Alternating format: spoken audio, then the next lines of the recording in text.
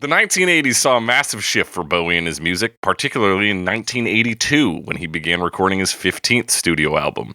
The man himself underwent a personal transformation in which he quit using drugs, particularly cocaine, which defined the later 70s for him, and he took up boxing. For his music, he teamed up with hitmaker Nile Rodgers after Scary Monsters and Super Creeps to make a hit album. Quote, "When I got to Switzerland, he told me that he wanted me to do what I did best. Nile, I really want you to make hits, and I was sort of taken aback because I'd always assumed that David Bowie did art first, then if it happened to become a hit, so be it," said Rodgers. 1983's Bowie album Let's Dance was a hit, as was the tour made to promote it. Despite the success, the end result left Bowie in a difficult position.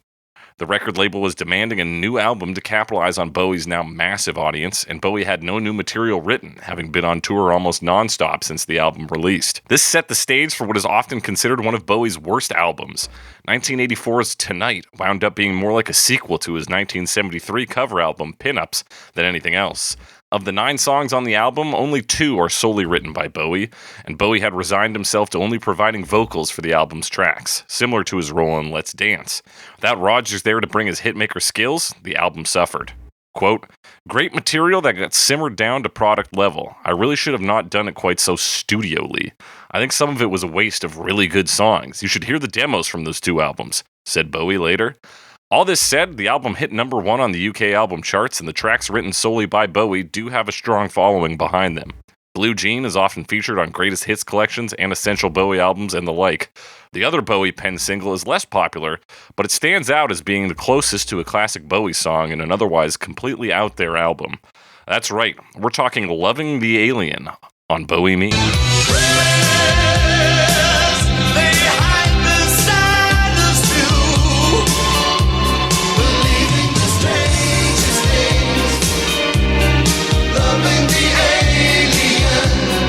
That's right, it's Bowie Me, the only podcast that compares famous Bowie songs to their many cover versions to find out which one is salvation for the mirror blind.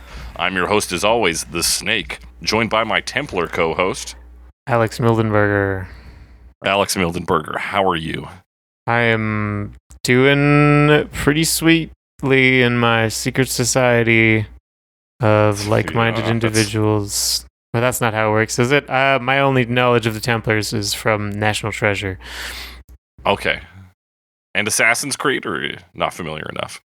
I guess Assassin's Creed as well. No, that was a lie, because I know a little bit about the Templars.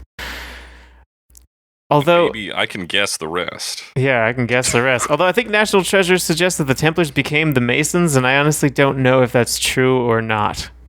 That's the trouble with all these, secret conspiracy films and media. Yeah. Is that they have little nuggets of truth, right? Yeah. And you don't know where the lines end if you're not familiar. Yeah, so there's a mystery there. Anyway. National Templars, Treasure, great that's film. That's the point. It's 2 questions for you, Alex. 1, do you think Bowie had seen National Treasure before he passed? Oh, I hope so. I hope so too. And 2, do you think he's played any Assassin's Creed games or was aware of the franchise? He was in a video game and composed the soundtrack for it. But I don't get the impression that he played them regularly. No, I think he would have been into the concept. He was a big futurist guy, right? That's true. Some science fiction in there. Science fiction in there. I was reading that William S. Burroughs interview he did again. He was talking, and this was in 1970, I think 73 or 74. And he's like, yeah, in 7 years, man, holograms, they're going to be everywhere. Holograms. Holograms is similar to VR in that it's always 5 years away. Yeah, it always seems like we're right on the cusp of it. But yeah, he was definitely a guy who liked the future. So, would he have played the game or known about it? I'm going to say no, but... It was pretty big for a while there, so he might have heard of it. I don't know. He might have heard of it. And also, Duncan Jones directed a Warcraft movie, right? That's correct. So, his son is, I guess, a gamer. Yeah, so maybe through his family. If from nothing else, he would have heard of it. That's not impossible. But played it? I don't think it doesn't seem likely. No, I think he would have been waiting for I think if he was around now to see VR, we might have been able to see a video of David Bowie playing like a fucking Oculus Rift or something. Yeah, playing like Beat Saber or something. Yeah. Well, now I am craving things that can never happen. But something did happen, Alex, in 1984. The album Tonight came out. It did. Tell me about your familiarity with it. Almost none. Like, I kind of skipped it because, I mean, I based my initial, like, Bowie knowledge on the, like, Wikipedia articles I could read when I was in my teens. Just whatever free information there was. And they were like, these ones suck. Don't pay attention to them. And I was like, sure, I won't. And I didn't. And I don't really, I do want to, like, just for historical understanding, go back and listen to it and know it. But I haven't gotten around to it. They are oddball albums, this one Tonight and Never Let Me Down. I think both have some good stuff on them, and despite some of the trash this album gets, it is pretty adventurous in what sounds it tries to produce, but I don't think a lot of them play out well in the end. Yeah, especially not as like something you would want from like David Bowie. But also Blue Jean's a great song. I don't even hardly know Blue Jean. Oh, you should get to know Blue Jean. Great one. And his cover of Tonight is interesting, particularly because I had never heard the original. And then I heard the original maybe like a year or two ago, and I was like, oh, this blows the Bowie version out of the water. But the Bowie version has like a nice like sweetness and sincerity to it that is... I mean, it's still there in the Iggy Pop version, but that one's layered in a bit of like dirt and grime, because that's where you find out that the story is about, I think it's a partner who is like dying of an overdose. Right. There's a spoken word section in the Iggy Pop version, right? Yeah. Yeah, that's off the bat, and Bowie says he doesn't do that because it's more of an Iggy Pop thing. Oh yeah, that track features Tina Turner. We're talking about Loving the Alien though. Which right off the bat, great title for anything. And by title alone sounds like some Bowie stuff, right? It does. It really does. And almost like a bit ambiguous, because like I'm still a little unclear on exactly what it's supposed to mean. Although I have some ideas that, I don't know, might make sense. I expected it to be more confusing coming into it. And maybe I'm expecting too much. The lyrics are intimidating. Yeah. And you go, oh, what? Because having listened to this song casually, I really only knew like the title line. True. And really only knowing the live version. Personally. Never really listened to the lyrics that closely, except for, of course, for the title line. And I was kind of starting to think, like, does it mean just liking weird things? Like liking things that are alien to you? Yeah, but that doesn't actually like seem some to be sci-fi romance or something. Yeah. And then these lyrics open up in a completely different direction. So let's get into them. Yeah, let's talk about it. It starts watching them come and go. The Templars and the Saracens. They're traveling the Holy Land. Opening telegrams. Torture comes and torture goes. Knights who'd give you anything. They bear the cross of Coeur Leon. Salvation for the mirror blind. Yeah, so I mean, it paints a picture, I guess, of the Middle East,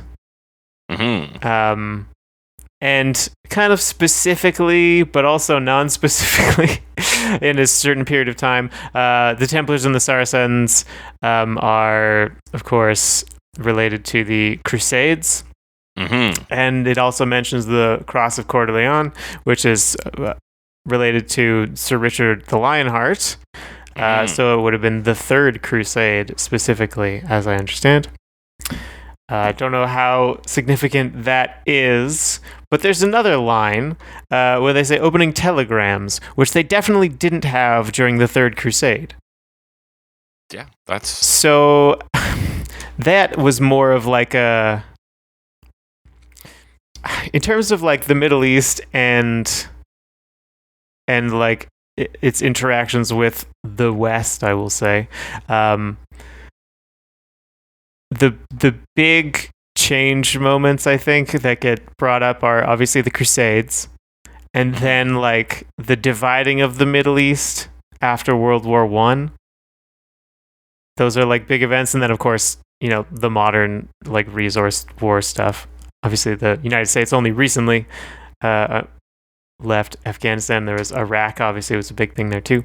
So being very unspecific, it almost seems like when he's talking about opening telegrams, he is not just talking about the Crusades, but also starting to compare it to the future, which in this case would probably be the post-World War I era of like Lawrence of Arabia and stuff like that.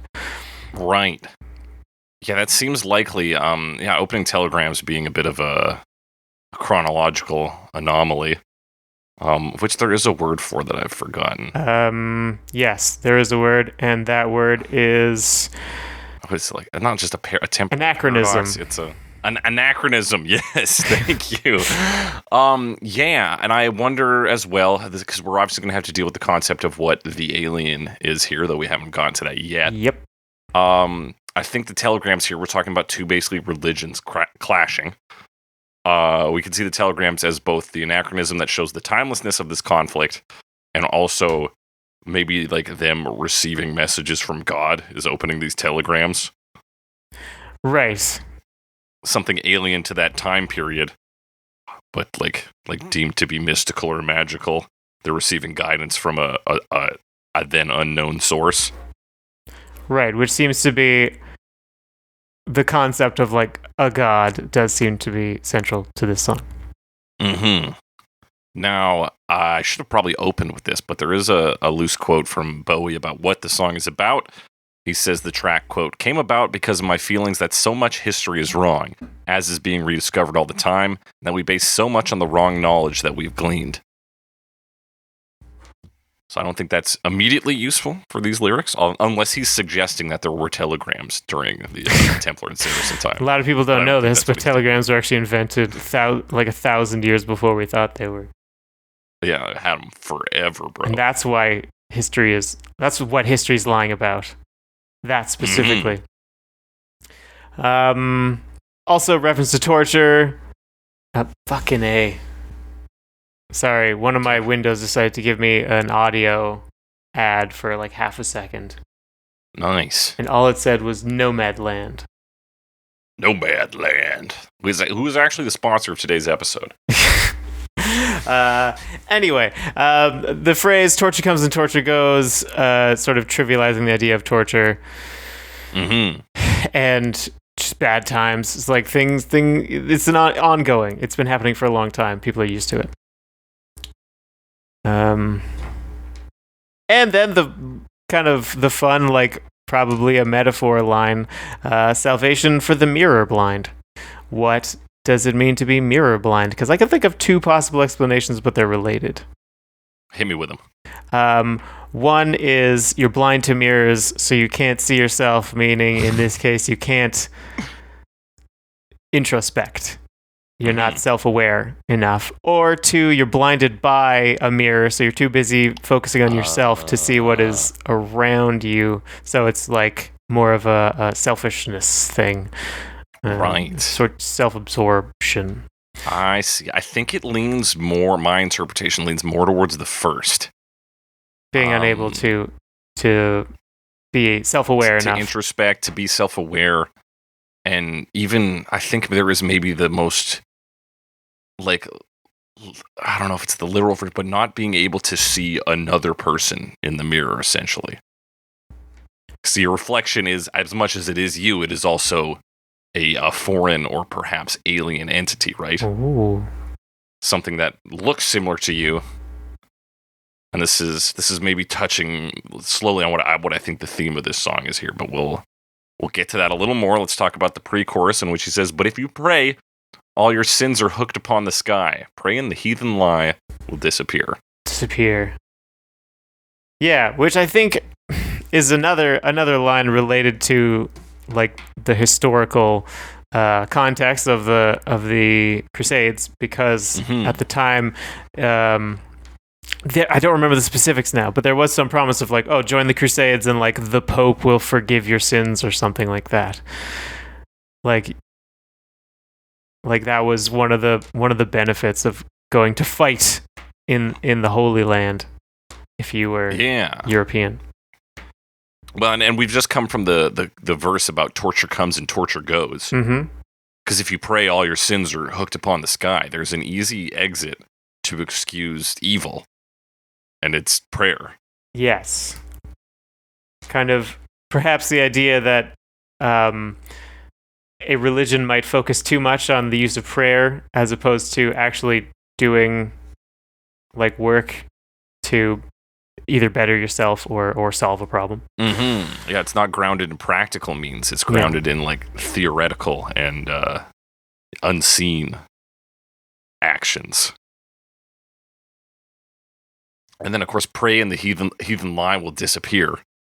Naturally, there are two sets of heathens here, depending on, or I guess three if you include non-believers as well. But looking directly at the Holy War, the Templars viewed the Saracens as heathens, and I imagine vice versa.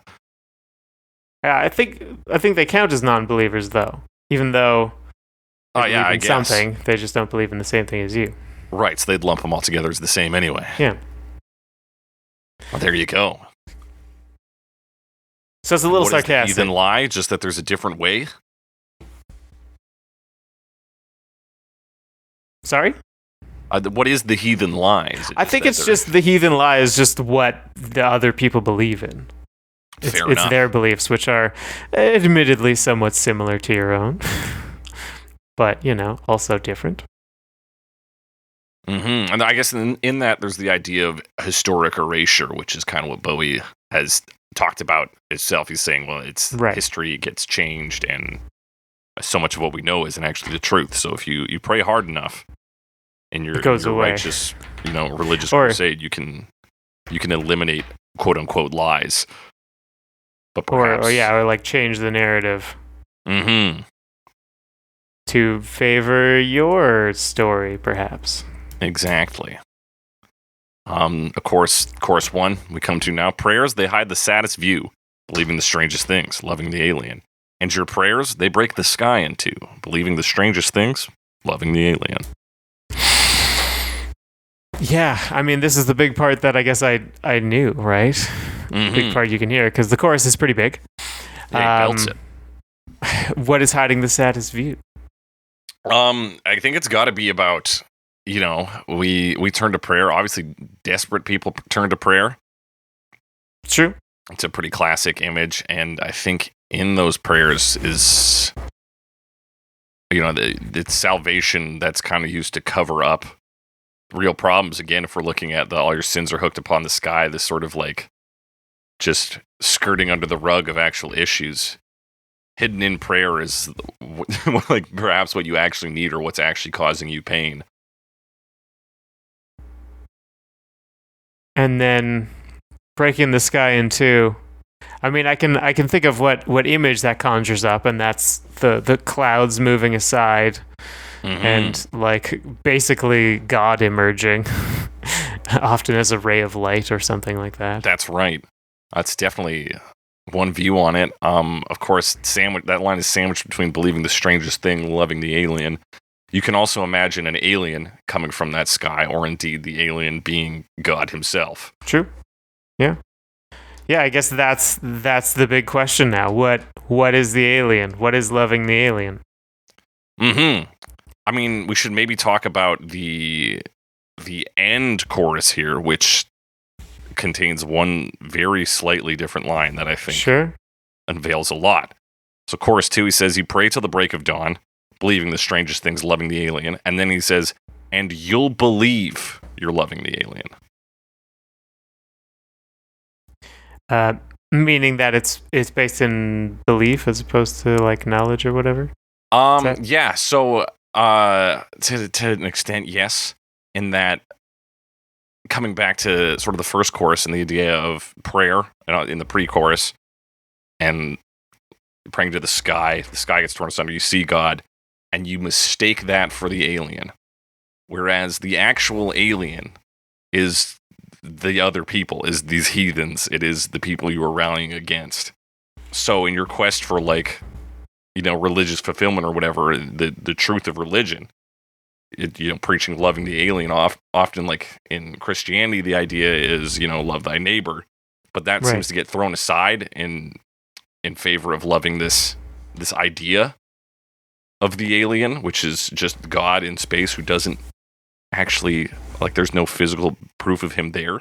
Right. So essentially he's talking, from my perspective, about committing atrocities towards your fellow man in the name of a higher power, when truly the higher power is these other people who we're on this planet with.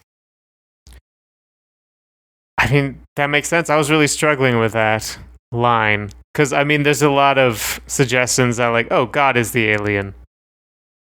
And I don't think that totally explains everything. No, I don't think it. A lot of people on the Genius one point to a lot of Bible passages and stuff, and they just seem to be like coincidentally related rather than providing extra meaning. Yeah, that seems to happen a lot. That's the Genius way. But that also comes up in verse 2. I think really clarifies it. Yeah. Because again, it talks about the Bowie point about history and how it's being sort of guided by a force that is not necessarily a reliable narrator. So verse 2 is thinking of a different time, Palestine, a modern problem. You kind of already touched on this in verse 1. Bounty in your wealth and land, terror and a best laid plan. Watching them come and go, tomorrow and the yesterdays, Christian and the unbelievers hanging by the cross and nail. Yeah. So you mentioned this clarifies the chain, the like historical fact versus in that second half, altered fact, I think, because he talks about tomorrow and the yesterdays, so literally all of time. Yeah.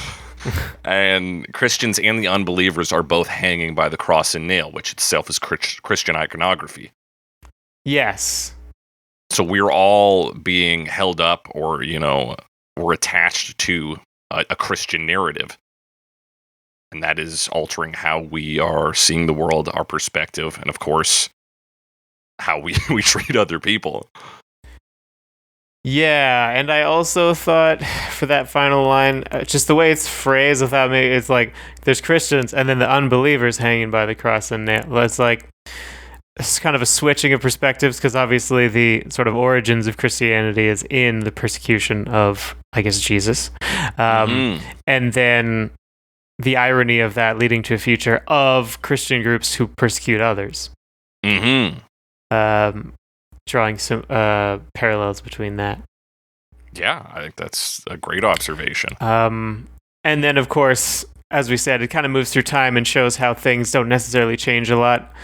Talking about Palestine. Now, when he says Palestine, a modern problem, he's talking about the mid-'80s. So I was looking up, like, what is actually happening in the mid-'80s in, like, Israel-Palestine area. And several of the events were Lebanese Christians that were allied with Israel, working more directly against various Palestinian groups. So there were Christian groups, kind of more specifically. Right. So there's specifically still a Christian element in directly fighting that area against, I guess, I'd say Palestinian Arabs, which would generally be associated with Islam. Right. Over land. Yeah, bounty in your wealth and land. Yeah. And then terror in the best laid plans. Terrorism in there? It says terror in the best laid plans. Now, the plan to me is reminiscent. I shouldn't say it. That's a weird phrasing. But it makes me think of like the plan that kind of started this whole part of the conflict, which was the dividing of the Middle East after World War I, which kind of introduced the idea of like a modern Israel. Okay. And kicked off a lot of the direct like land competition between Israel and Palestine. And a lot of other stuff too, because they drew a lot of borders on maps that didn't necessarily make sense. Right. That actually clues in really well with the rest of it. These false or imagined borders that we've constructed, right, between people. Mm-hmm. Yeah, that checks out. I think that's good on you for looking this up, because I did not. I did a bit of research on post World War I divisions in the Middle East, because I was really curious, because I was like, okay, so obviously there's still conflict going on in like the West Bank and the Gaza Strip and all that, but like that's now 30 some odd years later. Like it was still happening then, but like what did it look like at the time? And it turns out like similar, but I think maybe there was a little more Palestine at the time. I don't remember. The borders have changed, obviously, and anyway. Right, so that is the second verse. Essentially, the problem is still persisting, and even our best laid plans, which are, of course, built from a system that is hanging by the cross and nail, as it were. It's all still stemming from this Christian root of divide and conquer. Yeah, and I think a lot of it is, like, the big question that I see is, like, can these problems be solved from this religious perspective? Because that's what we've been trying to do for 1,000 years. Doesn't seem to be working all that well. Yeah. And that again takes us to because this is just really, it's two verses and then the chorus, which has the slight variation we've already talked about. As well as it's not a ton of lyrics for what is a 7+ minute song. Yeah. In its original form. Not a ton of lyrics, and they are rich with historical content, which is intimidating at a glance. Yeah. But I do think the overall message is pretty clear. It's a very if you're familiar with like Nietzsche at all, his whole thing is like love the earth, God is dead, because there is no greater other being. There's just the time we have here. So this kind of plays with ideas of that, where he's like, prayer without any practical action to unite us behind it is useless. And in fact, that's my other interpretation of breaking the sky in two. Is you're also literally breaking nature, not only dividing it, which is another concept in here, but like really breaking our natural routine and turning it into something worse. And creating these conflicts. Mm-hmm. Yeah, so I kind of was expecting a little more, just something else with the metaphor for some reason.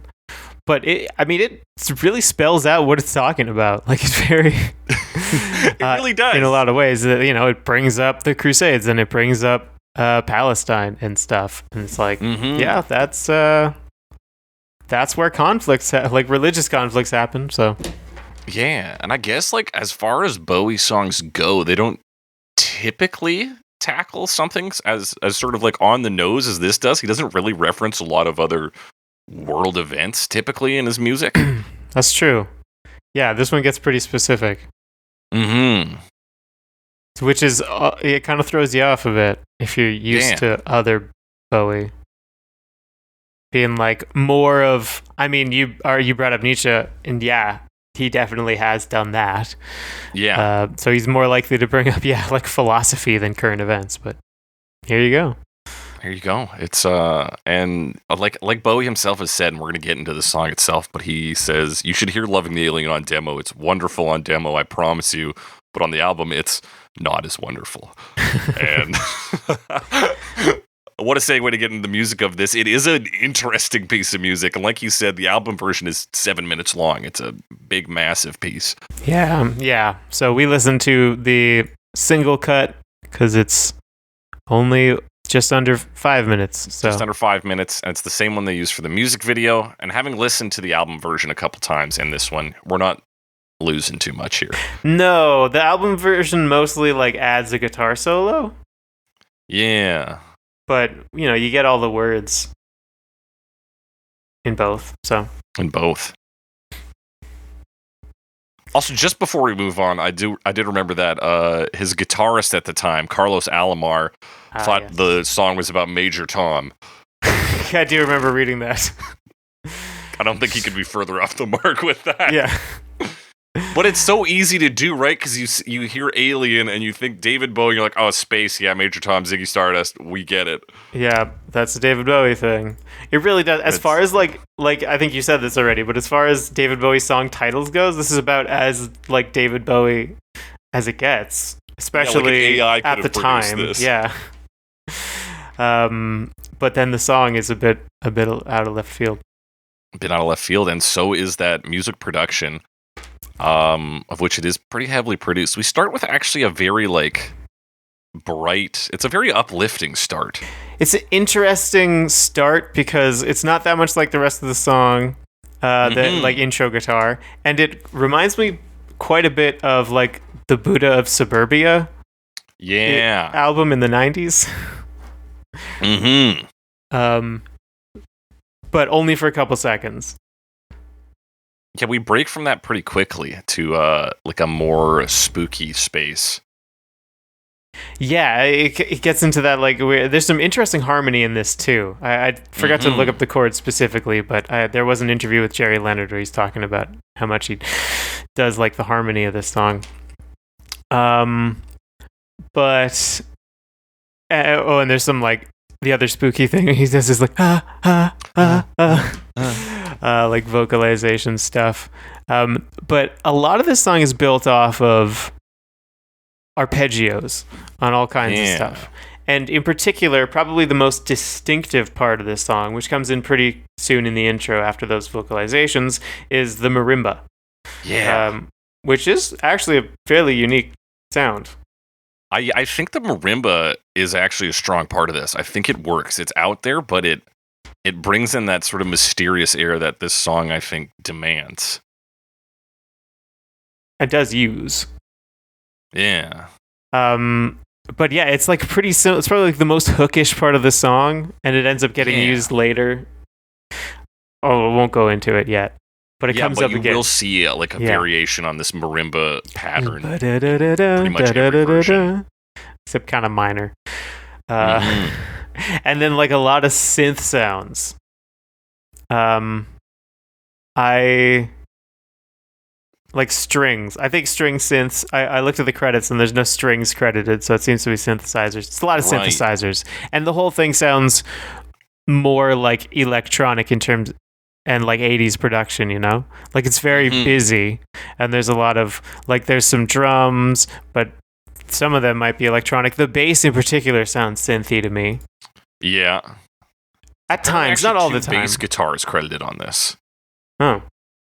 Maybe. Yeah, oddly enough, looking at the personnel here. Yeah. But there's a lot of stuff going on in this song. Yeah. And like Bowie said himself, a lot of production went into this, perhaps too much.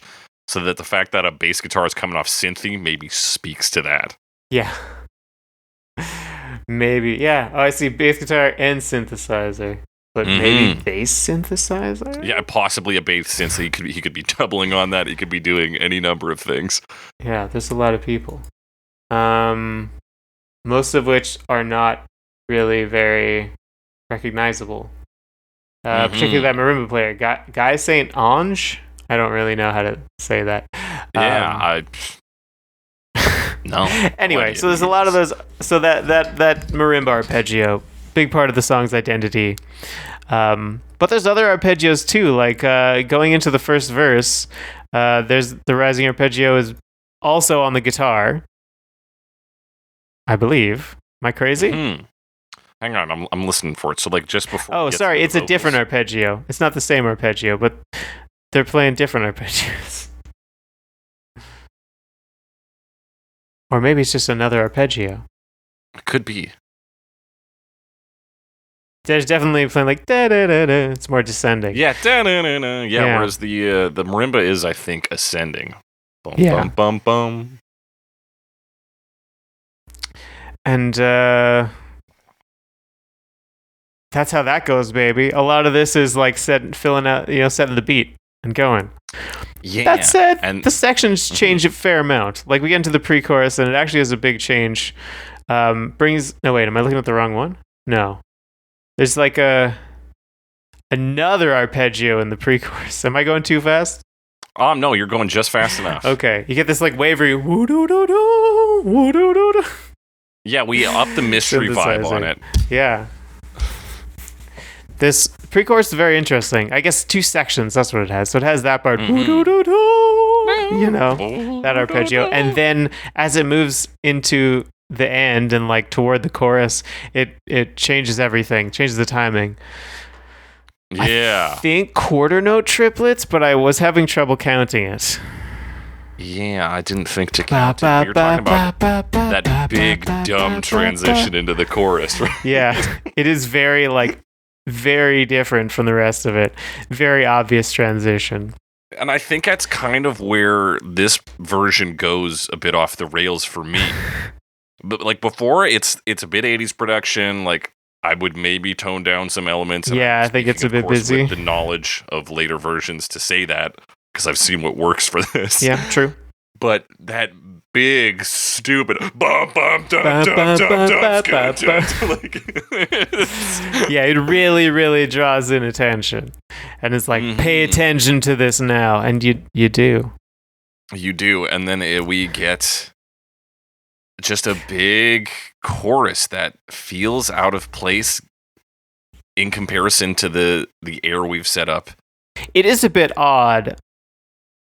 Almost like, as big as it is, it also doesn't feel like as different as it could be from the rest of it, like as distinct as much. But like the vocals go like really hard here, like the vocals really are soaring. Yeah. They really like break out.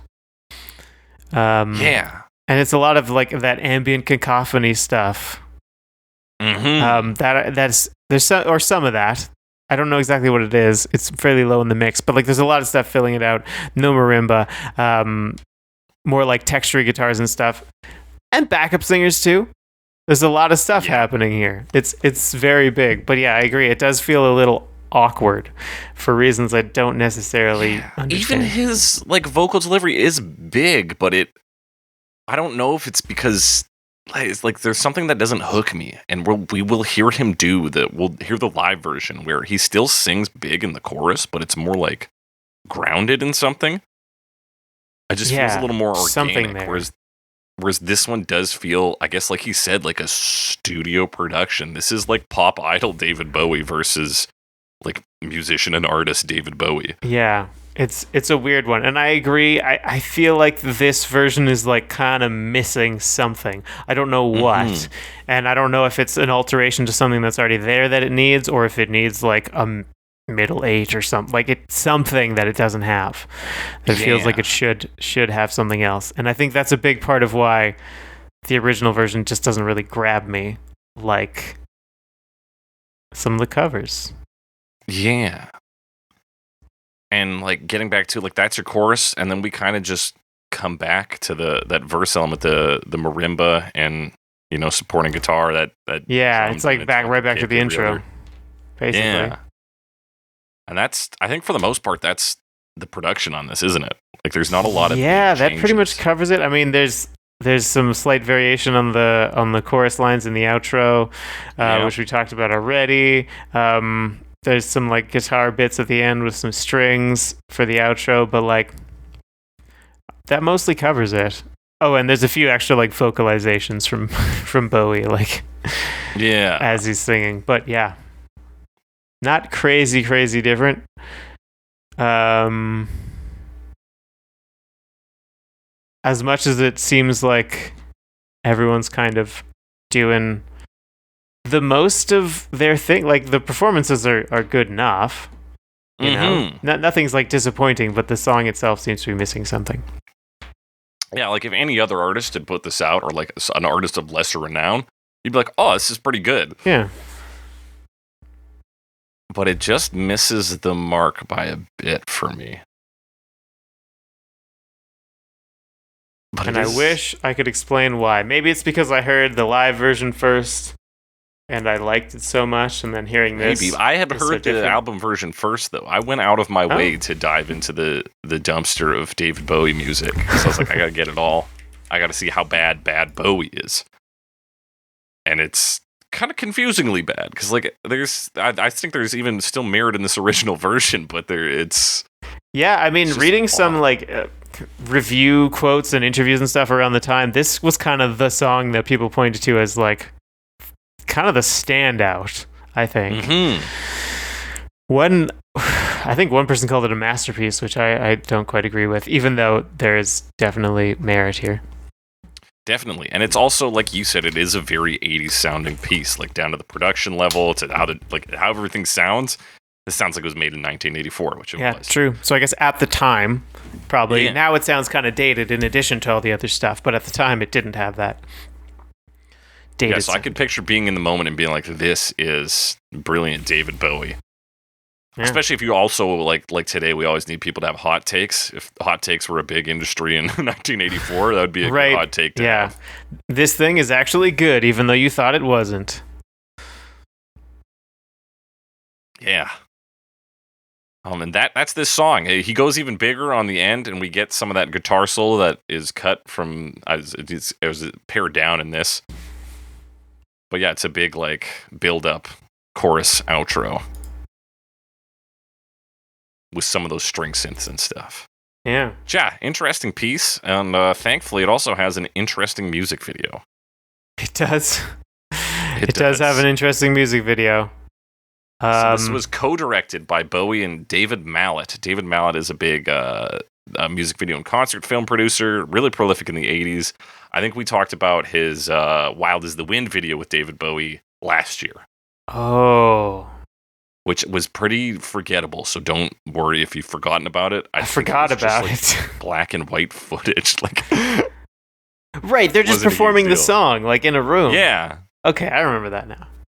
But this one is much less forgettable. Directors of the 80s, like, yeah, you can throw a few bad ones. This one is much more interesting.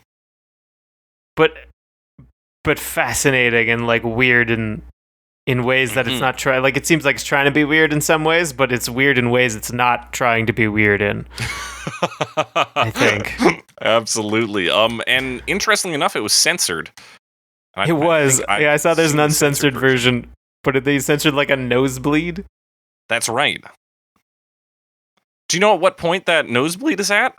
No, I didn't. I forgot to find it. I found the uncensored video in davidbowienews.com. Of course. But I never found the nosebleed. Yeah. Oh, is this it? No. So we've got, this opens with like a sort of distorted, kind of like Hall of Mirrors, David Bowie. Oh, here's the nosebleed. All right. Prayer position. Where does he bleed his nose at? Hang on, I had to back it up. Is when he's scooping water out of that bowl? Did I miss it? I don't know. It's late in the video. I might have passed it by accident. Hang on. I lost it again. Okay. Go to like 3:30. 3:30. I wonder if it's in this YouTube version. No, it's not. Oh, is it that like shaking mirrored shot of him? Yeah, that's what's happening. No, that's what's happening in the YouTube video. If you find the uncensored one, it's not showing the shaking mirrored view version with the blue faces, and it's just him looking at the camera with his nose bleeding. David Bowie News. You said it's around. Or it happens right after that in the. Okay, yeah, it happens right after that. I see he's got blood in the shot there. I thought it would be with him being Blue Man. I thought for sure that was going to be the shot. So yeah, we got Bowie shaking. His nose is bleeding a bit, screaming at himself, and then, nose starts bleeding. Yep. Anyway, so it's an oddball video, like you said. It starts with some kind of distorted VFX, got some visual effects going on, which were probably more impressive in the 80s. Kind of psychedelic looking. I think like major image we get is the album cover, which is David Bowie's face is blue, and it's like a stained glass background. But but unlike the like cool, because I mean the cover actually looks pretty cool. But it's like his face is like drawn in, even though it's probably some kind of effect. But here he's just like, his face is just painted blue. Yeah, and he looks stressed out while he's praying there. And he's like smiling, so you can see his white teeth, and he's got like red lipstick on, presumably. Or maybe that's just his lips. Kind of looks like they're outlined in some... Oh, they're not even. Anyway. And then it like shows on a set with these like matte painting backgrounds, and there's like a Tin Man playing the cello, and the Tin Man band. We get this wild first person shot of a man who must be Bowie playing the tambourine as he walks up to the stage. Yep. Yeah, you get these weird like tin men with the big hats. So it's like, I guess kind of this meta things. They're like, oh, we're shooting a music video, but he's got to brush away the flower petals first. So if there's a metaphor there, I didn't get it. Yeah, I'm not sure. Well, we do get what is an absurdly happy-looking Bowie. Yeah, that's the weird part to me. He comes out and he's dancing like this is Let's Dance. Yeah. Like a song about dancing as opposed to a song about religious persecution. Yeah, and he like winks while delivering lines. He's like, oh, ho, ho. Yeah. I wonder if that's meant to play to the like, here's the performance of what we believe history to be or what reality is to be. It's gotta be. These other shots we get are like him getting weirdly tortured by a nun. It's he does this. It's so hard to pick a favorite shot because in the last 20 seconds, this video just goes off the fucking wall. But him running. Yeah, just running along the set, and like you see the like paintings in the background of these buildings.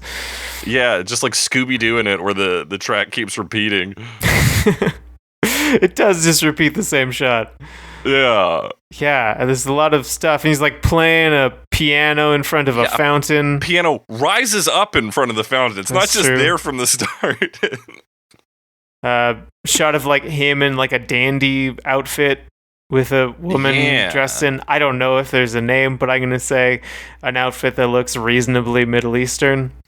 Yeah. So it's your real East and West collision here. Yeah. He's covered this woman in money. Yes, and they're also like in a ruin. Like they're among like trash. Exactly. I'm believing this to be some sort of insincere wedding where the driving principles are the money he's attached to her. Right.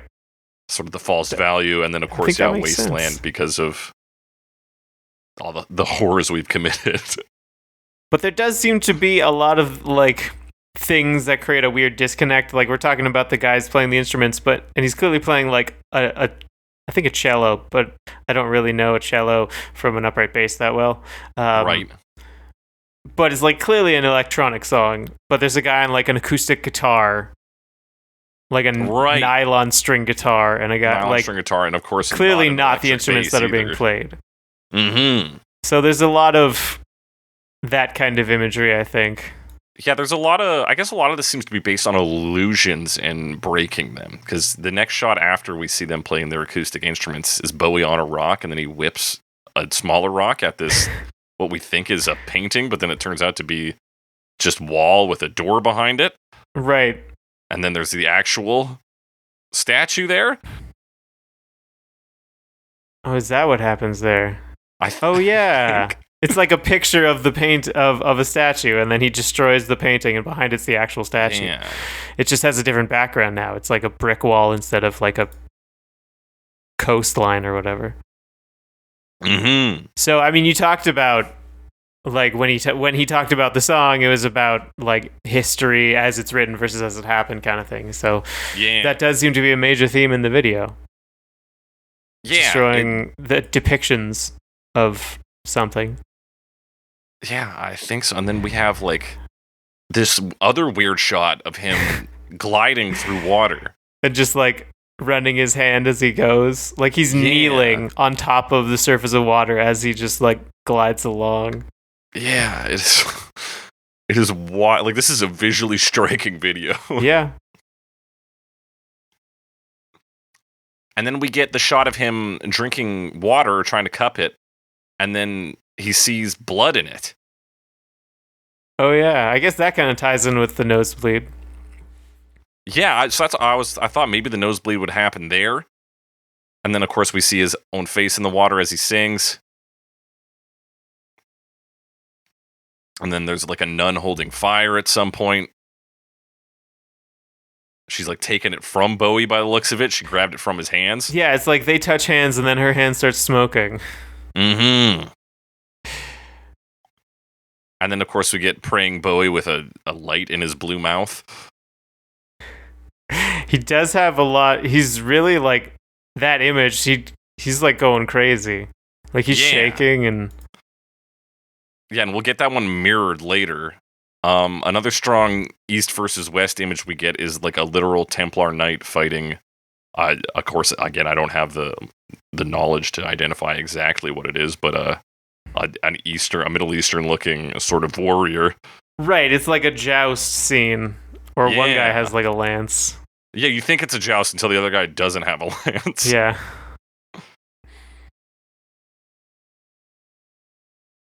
So there's a lot of stuff. Yeah, I guess the one guy with like a horse on his head, like a wire horse head thing. We see fire burning. Sword, yeah. So you get the. I think we've got the idea.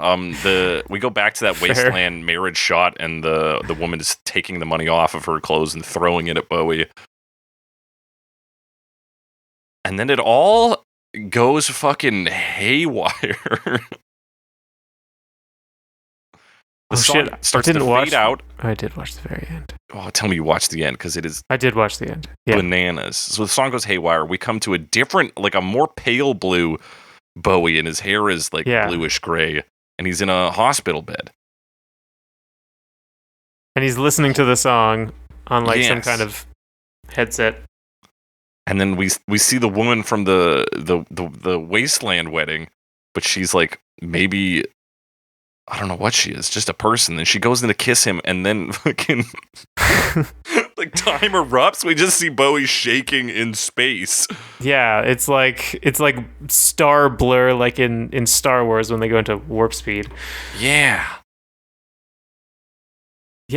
it's something else. Yeah. So it really seems to be that. Like it's a lot about like shattering illusions. Mm-hmm. Although it often does it in a way that maybe doesn't make sense. Yeah, it's but maybe that's the point, right? If you're too on the nose with it, probably it's too simple, right? Yeah, got to show some weird imagery, and it does that. Yeah, and like you said, memorable. What a ride! What a good time. Yeah, too bad the song wasn't like a little bit better. Mm-hmm. This would be probably. I mean, could have killed on MTV. Oh yeah, could have been an MTV top 10 smash music video hits. I don't know what any of their top pops charts were called. But I do know we got to get into these cover versions, Alex. Starting with Icehouse. Icehouse.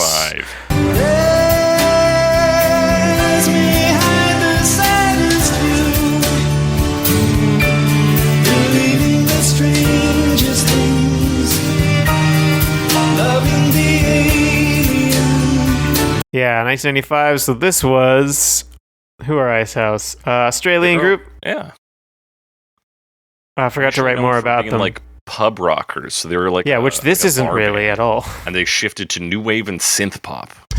And that's more of what this is. Yes. So they're fronted by a guy named Iva Davies, who is the singer-songwriter, producer, guitarist, bassist, synth, and oboe. Plays some oboe as well. I don't think there's any oboe on this version, though. Oh, there might be. There might be. No, that's strings. Yeah, this one, not synth pop, but definitely odd. Yeah, odd. It's without really being electronic.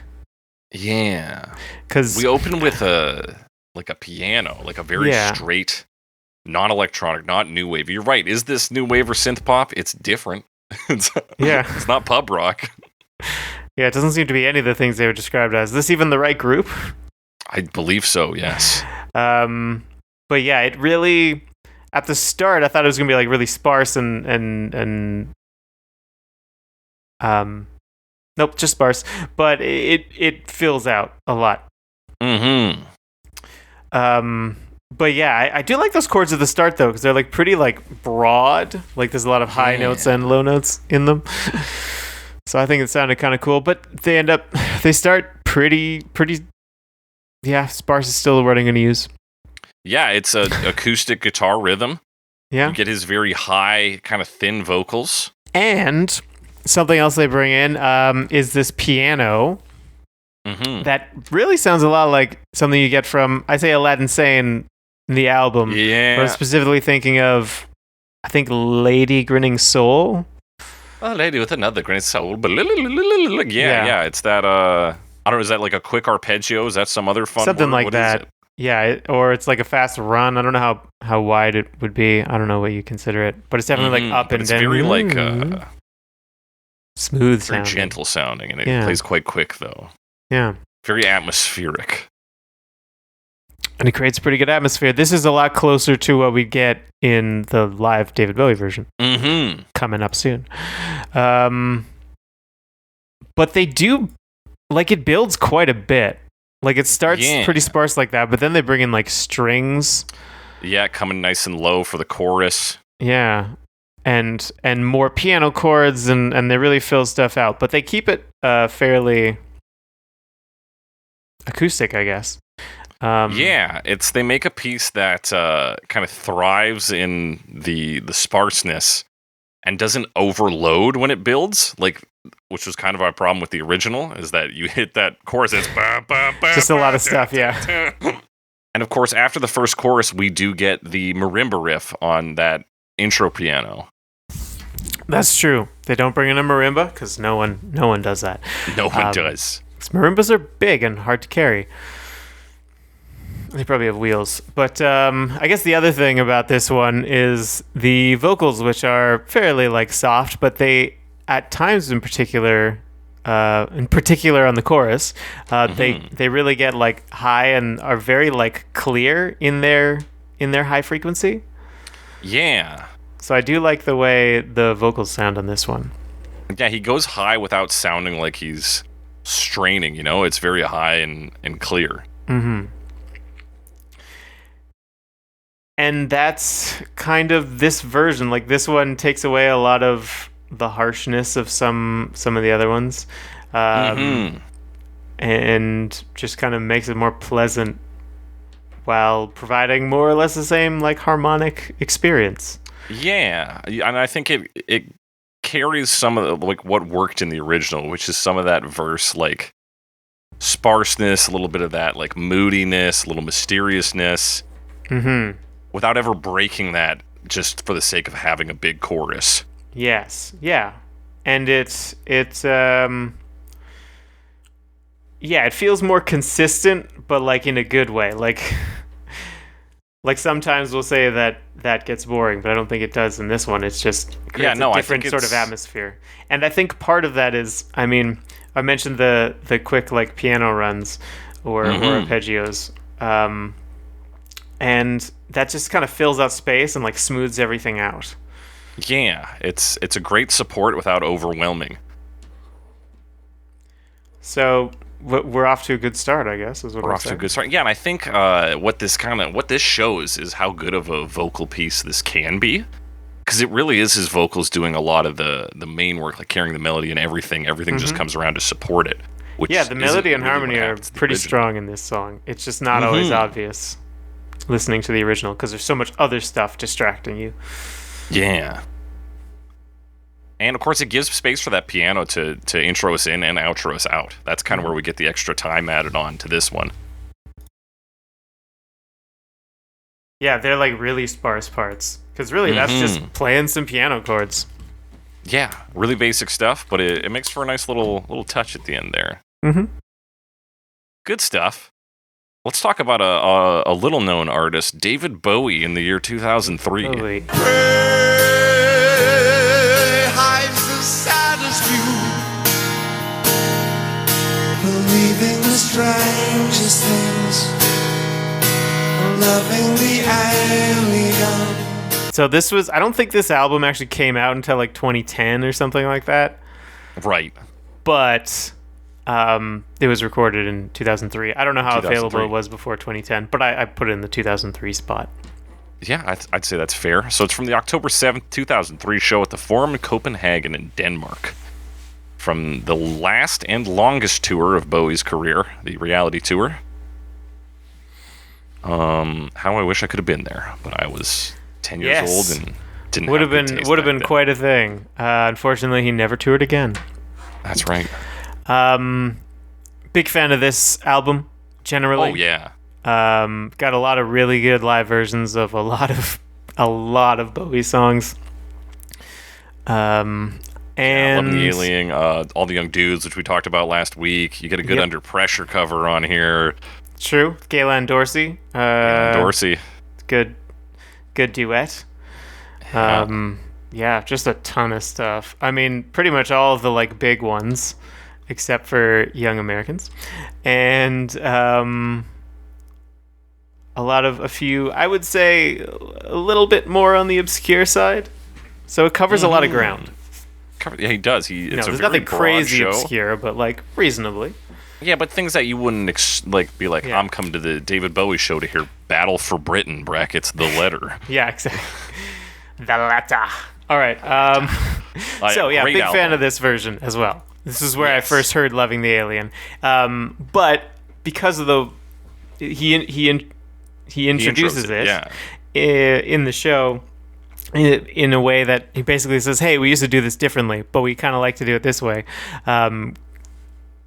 And so before I even knew the song, I knew that this was a departure from the original. Right.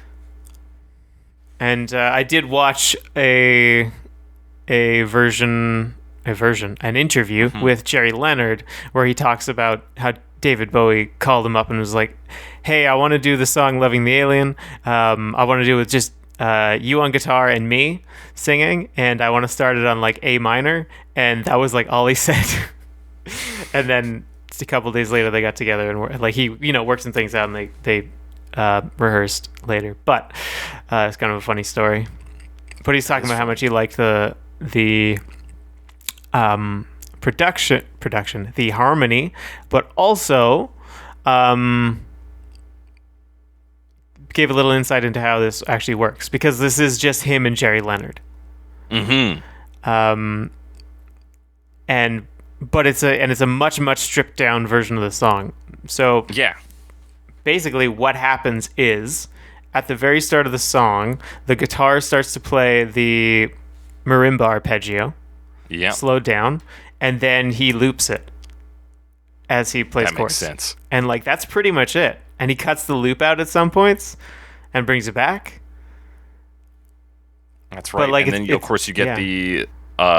the guitar doing a rhythm bit, too. Yeah, that's what he's Which doing. is the very rest of the time. sparse. It's played very, I would say, emotively. Every strum feels like it has purpose. Yeah, and it's much more of there's much more focus on just the vocals because the rest of it's kind of taken care of. And it's got like the cool part from the original, which is that arpeggio from the marimba, Yes. and keeps the harmony, which is also a good part. And then David Bowie's vocals really get to shine. Yeah. And he really is doing a performance of these vocals, whereas the original, it seems a little detached. Like this version is full of that sort of theatric Bowie where each word has a purpose. Each word is like verbed out. He knows what he's singing and why he's singing it. Yes, and they've slowed it down so he gets a little bit more time to like really dig into those words. Mm-hmm. And he really does, like particularly when he gets to like the choruses and stuff, he gets pretty up there, you know? Yeah, like there's some real, especially when he hits prayers, like prayers, it's huge. The saddest view, yes, and he's like Yeah. kind of breaking up as he does. Good stuff. They keep the dun dun dun dun, the like out of time part. Yeah, But it's- that build up. Yeah, it fits a little bit better, I think. It does, Here. absolutely. It feels less like they suddenly brought in like a horn section for just that one part. The other thing I like about this one, because it is so cut down and it's just guitar and it's just David Bowie, And like this could be just one person, you know? Like you could strum those chords and sing, maybe not do each as emotively, but it's feasibly a reasonable solo piece with a loop pedal. For sure. So it feels a lot more like isolated, and I think part of this song does benefit from that feeling of like isolation. 100%. Maybe just because it is such like an observational song, and there's a big feeling of like, I can see this, you know, why can't anyone else see this, you know? Mm-hmm. So I think and even just the word alien in the title evokes isolation. Yeah, and which is, I guess, probably one of the reasons that one of the first thoughts I went to was like, oh, he's not talking about an actual alien. He's talking about just strange things, like a person who is on their own and likes weird stuff. Right, the alien as a descriptor more than as like a noun. Yeah, exactly. Yeah, I mean, you pretty much summed up what happens in this version. It's a phenomenal take. Mm-hmm. And it shows how you can do. We often talk about stripped down versions on this show, and usually they're not necessarily the best, but this is that done right. Yeah, yes. And what did Jerry Leonard say? I mean, he said, obviously, anytime you want to do this sort of thing, this isn't him, this is me. It's tough. You got to know what to strip away, right? So he said the song was always there, but he just picked out the important parts. I'm paraphrasing, but right. But I mean, that's kind of that's the ideal way to cover a song, is to look at the original, find the most important parts in your opinion, and just build it around that. Yeah, and they did great. And that's why we need to move on and talk about Heartbreak in 2008. They hide the saddest view. Believing the strangest things. Loving the alien. Indeed we do. These guys are a London-based electronic music duo consisting of Ali Reynaud and Sebastian Muravchik. I don't know. Oh, that's, yeah. Muravchik. Muravchix for anyone curious. Yeah. So apparently they have, the Wikipedia article says their backgrounds are in electro, which is also called electro funk, and Italo disco, which just both sound like fairly, like I would be like, oh yeah, electronic music. They're both electronic music artists. In my, uneducated. Yeah, I guess when I think of Italo disco, though, I think of Laura Branigan. Fair enough. That's my only touch point. But what they've put out in this is more, it's more like just like an electropop thing. This makes me 100%. And this is the longest version we're talking about today. It's about as long as the actual original cut. 7 minutes, 17 seconds. But kind of similar to the comparison between the original and the single edit. It's like I felt like going from one to the other. Like this could be shorter. I don't think. Oh yeah. But like also the long one is like fine. Like they feel about the same to listen to, which is strange. Well, yeah, because like, and on this one, the first like 20 seconds of it is just like digital noise. It's just like a lot of mood setup. Yeah, it's like these really, really electronic like synthesizer sounds. Some of them sound a lot like the intro to Spaceship Superstar. Like hell yeah. Like this is an 80s sound, even though it's 2008. 2008, yeah, and you're getting bits like static in there. So yeah, some real big electric, like yeah, stuff like that. And then it also, like, after that, they get into the bass line, and it's like the bass line from the original. But it seems to be more built around that, though. Yeah, that ding, ding, ding, built around the bass line as like a kind of more dancey thing. Yeah. But then there's a lot of other sounds, and that's the big thing I think in this one is those other sounds, because you get those like laser beam sounds and like many synthesizers. Yeah. And this really intense guitar. things like that. These, They do echoing have vocals. the arpeggio, the marimba arpeggio, Yeah. but it doesn't come until a bit later. And then the other element to this song, which is the vocals, which are very like kind of weird 80s new wavy. Yeah, 100%. More like what am I thinking of? Is it like She Blinded Me with Science? Is that the right? She blinded me with science. I don't know. It's just they're kind of like poetry weird. in motion. And watch a man come and go, like that Yeah, kind of it's stuff. like a bit like not classically trained. Like they only barely know how to sing, and they're pushing their vocal cords. And they also kind of want to sound like aliens. Yes, So we love them, I guess. They want us to love them. we love. them. And yeah, I mean, you said not classically trained. Like, there's points where it definitely feels a bit flat, but like it works because that's kind of the style. That's the vibe. Yeah. Like they're probably not quite hitting the right note, but it sounds like a machine, you know. Mm-hmm. And that's how they go, man. Yeah, it's just a lot of like layering in of Yeah. new instruments for a bit. There's really low stuff that comes in. You go like, okay, I can hear that for a bit, and then it's gone. And then it's like in terms of what notes are being played, there's a lot of faith to the original. Just hearing that chorus, you do get that first sort of arpeggio that comes in for the first sound. That boo-noo-noo-noo, boo-noo-noo-noo, boo-noo-noo-noo. So like a lot of the elements are there. There's just so much other shit around it. There is a lot of other shit. I'd say this one, as compared to the original version, this one more like to me evokes the like 80s synth pop thing, and for that I appreciate the novelty. Yeah, I think it goes full on in that direction rather than breaking it up. Yeah. So, and like that's kind of it. I struggle to describe specific parts because there's so much like now there's this synthesizer, now there's this synthesizer, and there's like so many different synth sounds. Yeah, it'll truly be like a second where you get like a pew, and you're like, do I have to tell everyone Sure. about that? I just did now, but like, Yeah, but now it's gone, and like, oh, there's this one bit where there's like a guitar or what's it, harmonic, yeah. but it's just once, and then it doesn't happen again. Mm-hmm. I don't even. So know yeah, if we that's don't get that his synth, that marimba riff in until like 3 minutes and 45 seconds, like Yeah. halfway through the song.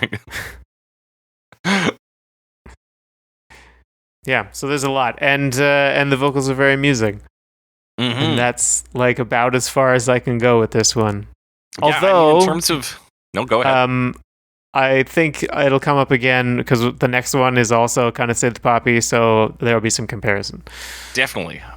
This one goes for synth pop closer to like a dance track, is my feeling. Yeah. There's a lot of atmosphere setting up.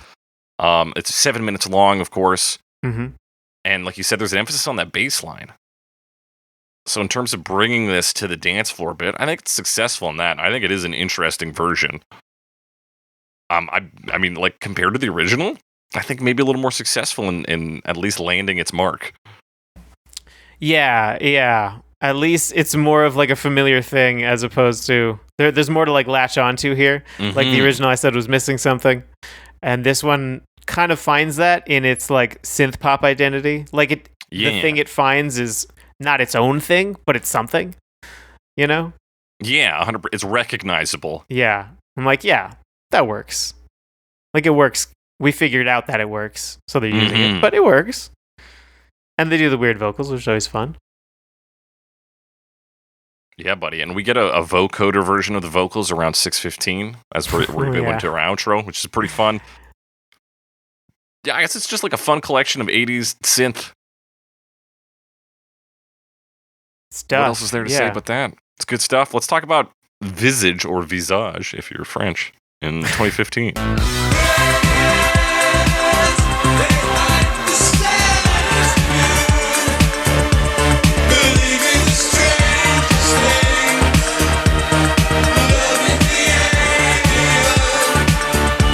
Yes, these guys.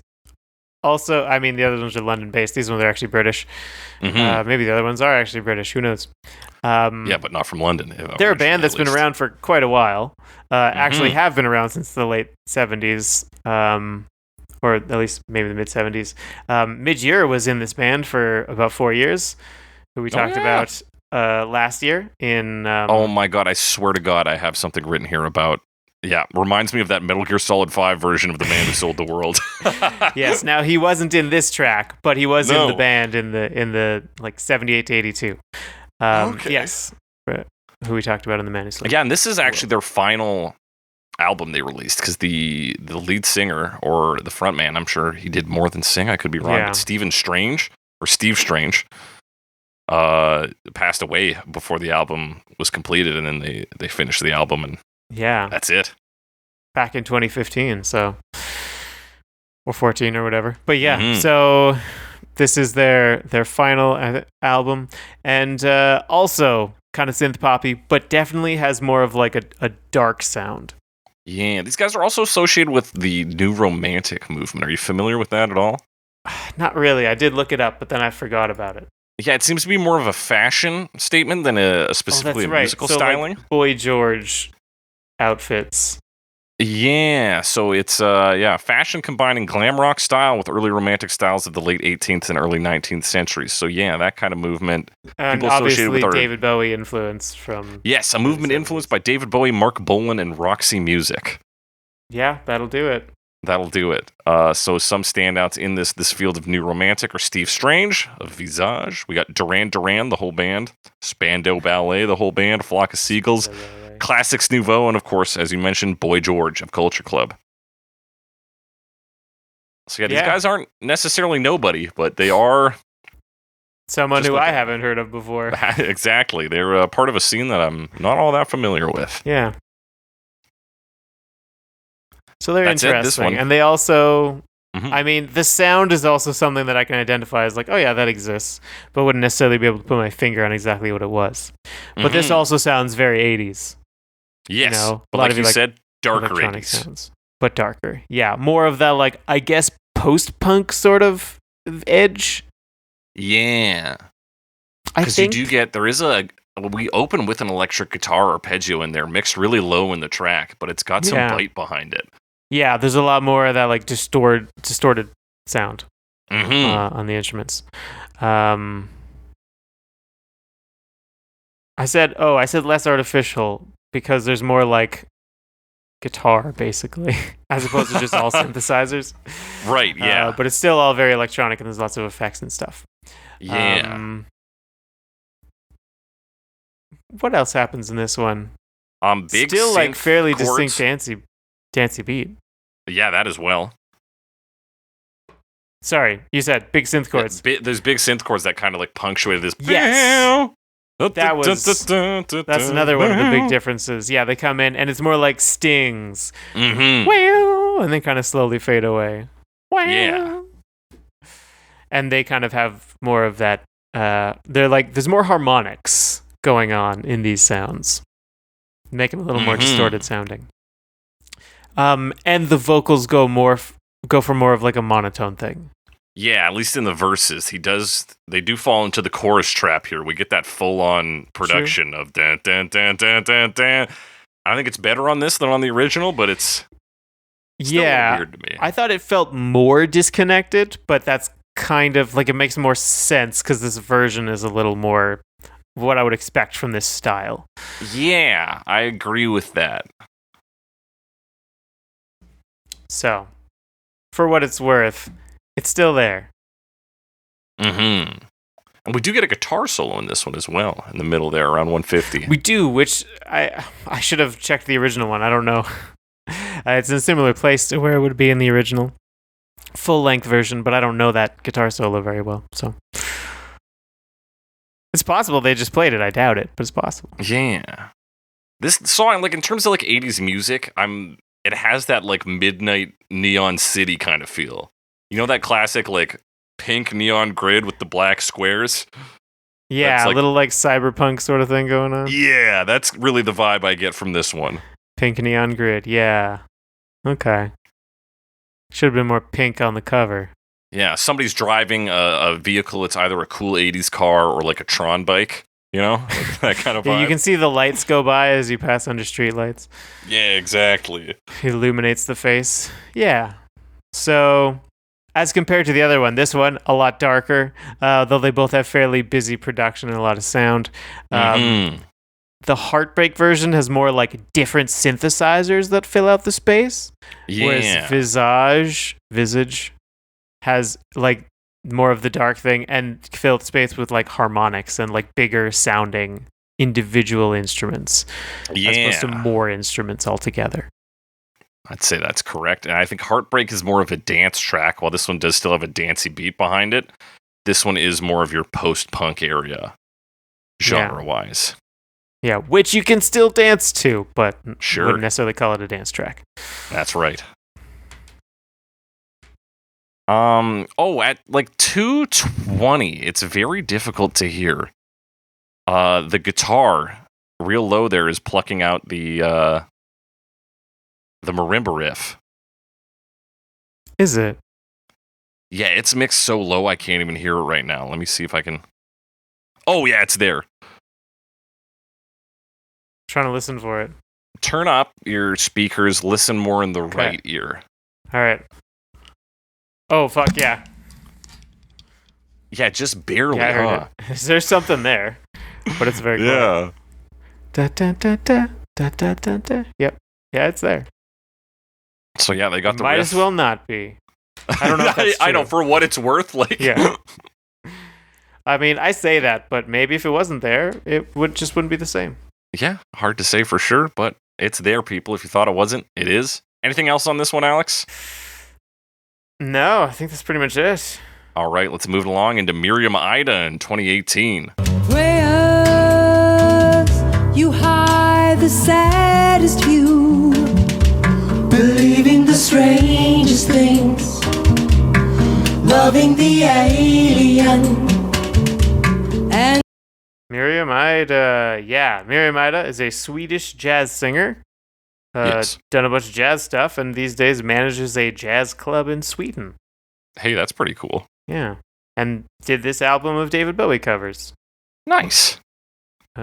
Including Letter to Hermione and The Man Who Sold the World, which we did not discuss this version. We did not discuss. So jazz singer, so it's probably a safe bet that we hate her, you'd think, but... You think?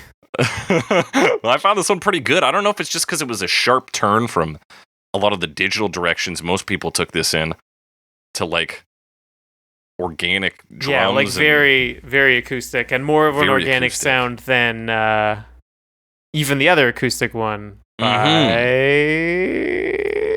Icehouse. Yeah. In some ways. I'd say it has a very earthy sound to it. Because Yes. you really hear that like wood and strings and stuff. Yeah, and especially there's that one random like woodwind toot that comes in occasionally. Is it the water? There's like a water drop sound. Oh, maybe that's it. Do you know what I'm talking? Like, I don't know if that's what, like, it's probably a drum of some kind, but I don't think it's the woodwind. Oh, that one that's but- like... Doom. Yeah. It's probably just some Yeah. kind of drum. It just goes like, boo. Yeah, it is I don't some know. kind of drum, I think. I don't know what it is. But yeah, sounds like that definitely go a long way to making it sound organic and earthy. Yeah, this rich or like organic percussion is what backgrounds this. Yeah. So I would say, as much as it seems like, again, like Icehouse, seems like it's going to strip it down, it just like doesn't. It just does it in a different way. Like it's busy in a different way. Yeah. It's honestly the only part that really read like jazz to me, or like jazz like we've heard it on the show, is like the start of the chorus. There's a brief switch there where I go like, oh, fuck this, and then it kind of levels out, and I'm like, oh, this is actually pretty good. The very beginning of the chorus, eh? Yeah, it just like hit me different for some reason. Trying to find it. I didn't do timestamps on this one. Oh, I should have. A lot of it's very even as well, so like I did Sure. kind of just jump us from the verse to the chorus, but like a lot of the production is pretty smooth throughout. Looking at like 111. It is pretty It's- even, like you said. Yeah, it is pretty They even. don't do the big like bum bum bum bum bum bum. No, they don't. And it's really briefly a second. There's something about the way she starts prayers and the notes that hit at that time. I'm instantly taken to like lounge jazz music, like filling an elevator, and I go, ugh. But then it's wiped away just as quickly by the rest of it. I'm like, oh, okay, yeah. Yeah, all right. Okay. Yeah, there's a few interesting things in this song. Like like the intro, which they all seem to like switch up the intro a bit, or a lot of them do. The guitar is playing, and it's playing like burnout, and then it plays like an interval. I don't know what the interval is, but it's got to be like a small one because it's pretty discordant and it sounds very close together. So it's this like kind of clustery chord thing. Yeah. But that doesn't like keep going forever. No, it switches to a more like rhythm. Yeah. This one kind of made me think of. Sorry. I said great tone on that guitar. Yeah, good sounds. It's good sounds.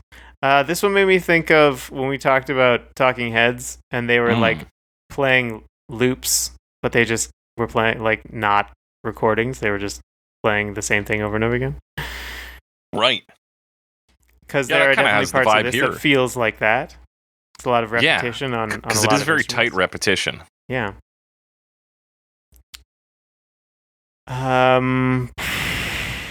Later on, we get a guitar solo in this one as well. That's right. Or at least for a little while. I think it's a guitar. It sounds like a lap steel or something. But not very twangy for lap steel. But just kind of like, sliding around. Yeah. And then that sticks around for the rest of it. But this one, has some cool sounds too. And I think, again, this one manages to create kind of an isolated feeling, particularly when you get that lap steel thing at the end, which makes me think of like westerns. Even though, like I said, it's not really twangy, it still has that affect about it. Yeah, but it's something about that, like as soon as you get that slide in like that, it's like a wolf cry, It's the lone wolf thing, even though that's probably not really how wolves work, but that's fine. I pluck wolves as well as guitars. It's the same thing. Yeah, if you just pluck them and they go. It's the sound of a wolf. That's the sound of a wolf, baby. You're right, though. There is like a spaciousness to this one. That isolation sense still comes through, even with, like we said, this rich percussion, this rich rhythm section going on. There is a space that's created. And that seems to be key to a lot of the good versions of this we're finding. Yeah. I think you said this already, but there's a lot of percussion in this one. I just wanted to say that out loud. There is quite a bit. And let me go on the record and say there is a lot of percussion in this. Oh, thank you. Thank you. Just in case that hasn't been said. So. A lot of like hand drums come in there and this kind of like jazzy kit. All kinds of stuff. And then that weird water drop thing. Boop. Boop. Yeah, and of course her vocals are very soft throughout, even when we hit the chorus, quite smooth. It's a version that manages to be light, again, kind of similar to the Icehouse version without being boring. Yes, I don't think the Icehouse version is boring. No. But also, this one isn't. Yeah, they're just quite consistent, but they set up something that supports the song and the overall tone of the lyrics. Yeah. What's interesting about this one, I've noticed, is that neither of us are a huge fan of the original, although it clearly has some good stuff about it. But like most of these covers surpass that. Like, 100%. Most of the covers do a pretty good job, actually. Yeah. Of making this into something else. So there's definitely some good stuff in there to work with. It's just kind of hidden underneath the rest of it. Just like some bad decision. It just seemed like a bad time to be David Bowie, honestly. Yeah, and I mean, I know later on he's said like in the late 80s and early 90s he was really like revitalized artistically, working with Tin Machine and stuff, and some of the other music that came out. So he was just kind of less inspired. That's the narrative I've heard anyway. Yeah. At this time. So sometimes that happens. Sometimes you have to take a decade or so off and at 2 points in your career. That's what I've been doing for my whole career. Yeah, this is my second decade off, I would say. It's about to wrap up though. I'm really about to knock one out of the park. Hell yeah. Once 30 comes in, I'm going to start kicking things up. 1 to 10, I was doing great work, my best stuff. Learning how to walk, shitting on a toilet, all that kind of stuff. Almost ABCs. finishing Mega Man 4. Yeah, that's huge. I beat the Yeah. Ocarina of Time. 10 to 20 and 20 to 30. Fuck it, nothing, bro. I'm artistically just lying low. uninspired. Just Laying low, waiting for the right opportunity. Letting everyone Yeah, else catch up. You are right, though, in that this is almost an anomaly on Cover Me, where the original version, it's happened a couple times, and I guess this is my way of also pushing us into the final verdicts here, but Yes. I think it may well be the worst version. But let's get into it. 3 categories today, Alex. The worst version, the best version, and the version most beloved by aliens. By aliens, yeah. Worst version? Can we say the original? Sure we can. I've never said this. I've probably said this. Maybe I've said this before. I don't know. It's probably the worst version. But if it's not, my least favorite after that was probably Icehouse. But I thought these were pretty decent covers. Yeah. Yeah, I mean, I like the Icehouse version, but it also suffers from being the closest to the good David Bowie version. Right. Which it gets surpassed by, unfortunately. Yeah, I'm going to give it to David Bowie, the original Loving the Alien. Second time I've given David Bowie worst version on an episode of Cover Me.